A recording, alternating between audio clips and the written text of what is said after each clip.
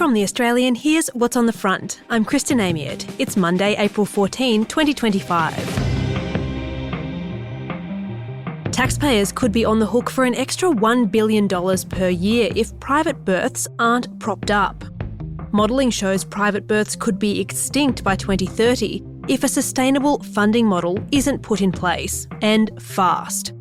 That exclusive story from The Australian's health editor Natasha Robinson is live right now at theaustralian.com.au. Anthony Albanese would be returned with a hung parliament if an election were held today. That's according to new data from Newspoll, and it comes as both the major parties fire the starting gun on their official election campaigns. Today, The Australian's national editor, Dennis Shanahan, pulls back the curtain on a big day of political theatre. This is a time to keep building and to keep building with Labor. This election outcome will define the decades to come. I trust Peter Dutton with every fibre of my being. Albo is about the next generation, not the next news cycle. These challenges provide clarity about what we must do as a nation. And at this election, our ambitions, our agendas, our plans for the future are a world apart. And I will always stand up for our national interest. The Liberals shed friends faster than Elon Musk. Peter Dutton is too reckless and too risky to be the Prime Minister of our great country. Australia, we have a liar in the lodge. These ideals are being crushed by a bad Labor government. At this election, choose your Liberal or National candidate so that we can get this great country that we love back on track. That is the Australian way. That is the Labor way. And that is the choice I'm asking the Australian people to make on the 3rd of May. On Sunday, Prime Minister Anthony Albanese and opposition leader Peter Dutton launched the official election campaigns of the Labor and Liberal parties ahead of the vote on May 3. But hang on a minute, weren't they already campaigning? We've been campaigning for months, really. Dennis Shanahan is The Australian's national editor.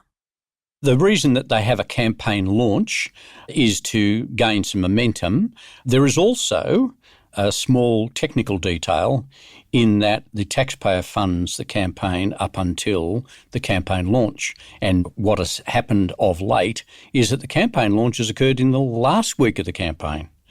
And this term, because of the Easter and Anzac Day holidays, they're both having it early. They've both had it on the same day. It's very rare to have both campaign launches on the same day.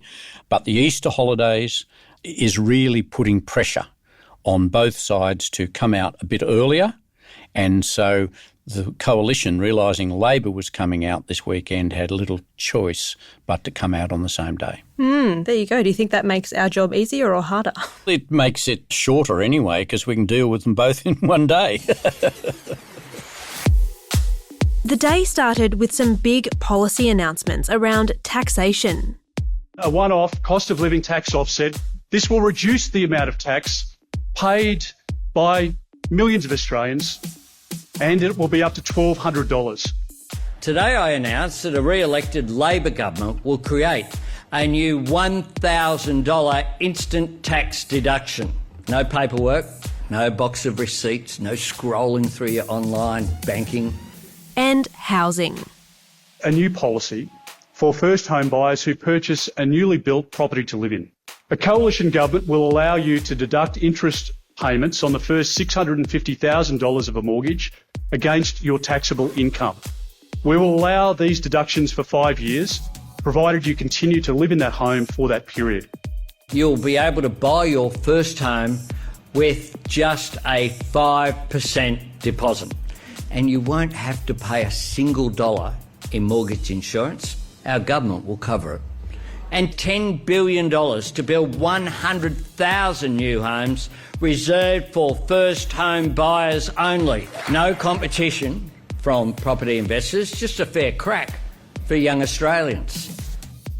And it was those competing housing policies that really got people riled up. They're probably better politics than they are policy. There is no doubt that the housing crisis is a crisis and that younger people particularly feel like they are shut out. Australians historically have high rates of home ownership. It is an Australian dream, and there has been a breakdown in the generations of late where people, because of the high cost of real estate, the high prices, the actual pressure from the lending institutions, it has been much more difficult for young people to buy a house, mainly because of the supply of houses, which drives up the price. So what we saw today from both sides was aimed at younger buyers. Now, the government approach actually pushes up demand. So in a simple real estate world, that's not such a good idea. Now, coupled with that was the Labor proposal to build more homes, which would be specifically targeted at first home buyers. Now, again, this sounds good. The problem is that the government's promises on home building have failed. They have not been able to build anywhere near the number of houses they said they would. And yet Anthony Albanese's launch is talking about what we have done, what we have achieved. It seems that the promises on housing are essentially more of the same, targeted at young people with probably even less chance of success. So I think that politically, yes, it's appealing to young people, but economically and in a market sense, it's probably not going to help. Peter Dutton's alternative is to also offer $10 billion help and provide help to first home buyers. Also, though, he takes a slightly different view and saying that we are going to provide $5 billion to help councils cut regulation. Now, this actually is sensible policy because it actually says we're not going to finance land. What Peter Dutton is talking about is saying we're going to try and make it easier for developers and for councils to make more land available, address the supply end. Now that is better, but still the promises with all the billions and so forth probably is only going to push up demand as well. The other aspect of all of this, both of them are talking about the bank of mum and dad. Now, the bank of mum and dad is the baby boomers and Gen X. So the question is here, what are they offering in housing for Gen X and the baby boomers? Yeah, you wrote for The Australian that this narrative that we've all bought into about young voters, being millennials and Gen Z, outnumbering older voters from the baby boomer generation for the first time is actually inaccurate because it's written Gen X out of the equation entirely. The housing policies pitched by both Labor and the Coalition are presumably pitched at that younger cohort. So are they vote winners, do you think? And if so, are they election winners if Gen X hasn't been factored in? My wife made this point, and we're baby boomers and we have children and grandchildren in every generation right through to alpha, almost mini alphas. And the point is that just to appeal to one group is a bit blind, because baby boomers and X generation who will say, I want to help the young people and I will vote for what I think will help them, particularly the bank of mum and dad, as Peter Dutton puts it. So there are cross-generational appeals, but at this stage, as far as the housing is concerned, most of the emphasis from both parties has been on the younger voters because of the housing crisis.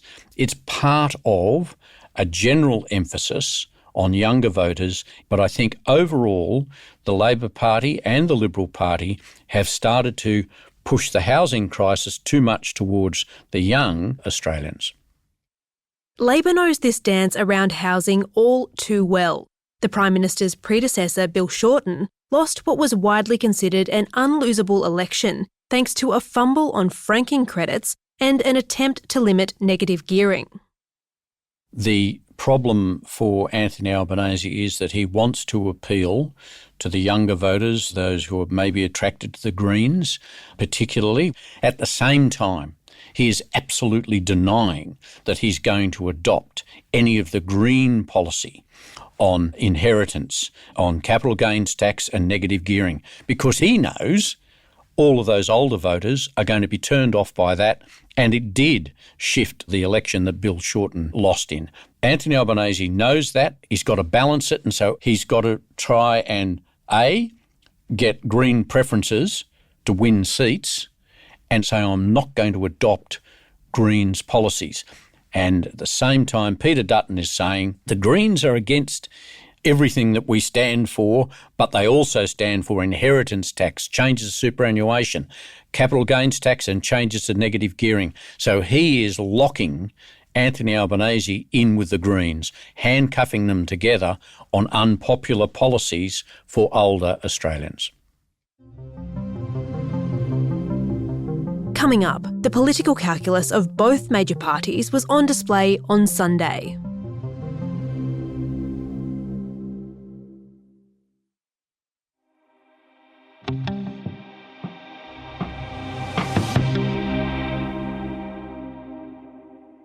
The Coalition's election campaign officially kicked off in the seat of Werriwa, where Liberal and National MPs pumped up the party's credentials in Western Sydney. Welcome to Western Sydney, the heartland of the Liberal Party.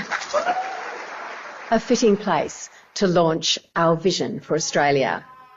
Because the history of our country has been written here. Werriwa is currently held by Labor's Anne Stanley, and the party has deep roots there. It's been held by the ALP since 1934, including by former PM Gough Whitlam. But Labor's pitch was made on the other side of the country, in Perth, making it the 13th visit by Prime Minister Anthony Albanese to Western Australia in this term. Premier Roger Cook, still basking in the glory of an historic state election victory, didn't miss his opportunity to have a friendly dig at the PM for his near-constant presence.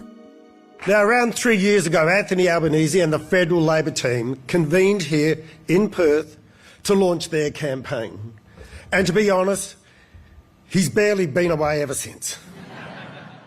But this is no mistake. WA was instrumental in delivering Labor to government in 2022, a record it's hoping to repeat on May 3. Every one of us building Australia's future together.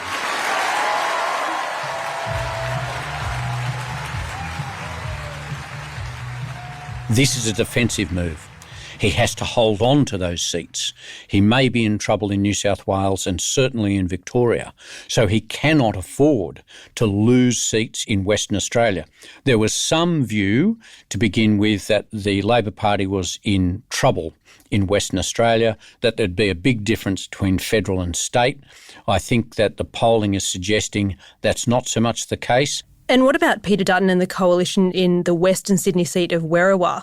There was a lot of rhetoric from Liberal MPs around that region being a Liberal heartland, despite history suggesting otherwise.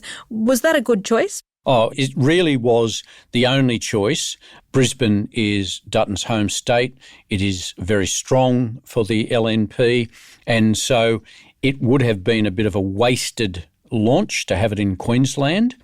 And suburban Sydney has always been the heart of Dutton's campaign. So it made absolute sense for them to launch in Western Sydney. The fact that it was a very aggressive move in the seat of Werriwa, the old seat of Gough Whitlam, it is one that the Coalition has hopes of picking up. And what Peter Dutton is trying to get back to was that it was the home of the Howard battlers. And of course, in 1996, John Howard was swept to power by the strength of the vote in Western Sydney. And when the Liberal Party can do well in Western Sydney, it does well nationally. And that's why they've got such high hopes in Western Sydney.